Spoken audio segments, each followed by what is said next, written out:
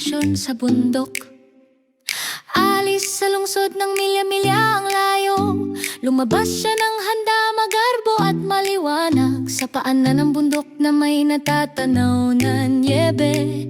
Isang perpektong simula ng kanyang paglipad sa resort. Pakyat siya sa hangin maniebe, mga bundok na tumataas kung saan-saan. Sa cable car hawak niya ang kanyang sombrero, mga tanawing napakaganda kaya napangiti siya. Isang payapang pagsakay, gustong-gusto niya iyon. Ang magarbo ni Fifi sa liwanag ng bundok, sakto lang ang pakiramdam ng bawat sandali. Mga tuktok ng maniebe at kalangitan na napakalawak, ang pakikipagsapalaran ay dumadaloy sa bawat hakbang. Ang saya ni Fifi na hindi niya maitago. Maginit na mga ilaw ng lodyet, mga biga na gawa sa kahoy, isang maginhawang pagsalubong na parang sa panaginip. Sumilip siya ng may nagnininging na mukha, ang kanyang sweet ay naghihintay ng may estilo at kagandahan.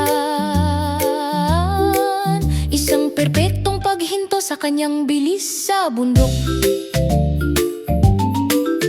Ang kinang ni Fifi sa liwanag ng bundok, sakto lang ang pakiramdam ng bawat sandali. Malapad na tuktok ng niebe at napakalawak na kalangitan, dumadaloy ang pakikipagsapalaran sa bawat hakbang. Ang saya ni Fifi na hindi niya maitago. Sa daan na may banayad na simoy ng hangin, matataas na berdeng pino at mapayapang mga puno, huminto siya kung saan naroon ang lambak, pinupuno ng kalmadong mga refleksyon ng kanyang mga mata. Ang malambot na hangin ng bundok ang naging premyo niya. Isang maginhawang kafe ang tumatawag sa kanya sa loob, may naghihintay na mainit na tsaa na may cookie sa tabi. Nahuhulog ang mga snowflake sa labas ng baso, mabagal na lumilipas sa mga tahimik na sandali. Sa wakas ay nalasap ni Fifi ang kapayapaan.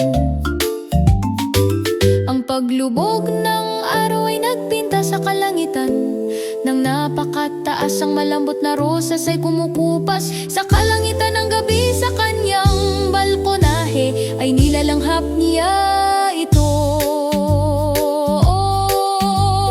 Ang pakikipagsapalaran ng araw ay nagtatapos sa isang ngiti. Malapit nang magsimula ang liwanag ng bukas. Pagtakas sa mountain resort ni Fifi,